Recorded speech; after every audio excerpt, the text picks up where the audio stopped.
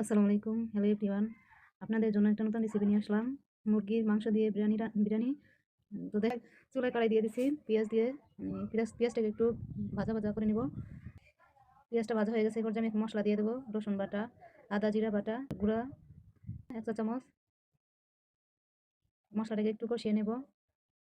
আমি এখানে কোনো পানি এড করব না, আমি টক দই দিয়ে দেবো।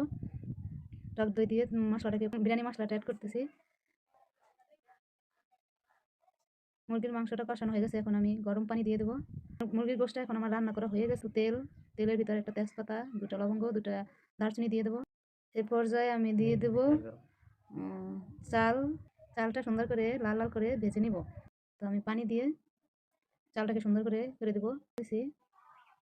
তো এই পর্যায়ে আমি দিয়ে দেবো সেই মুরগির মাংস রান্না করা টা দিয়ে দেবো। দিয়ে সুন্দর করে মিশিয়ে নেব।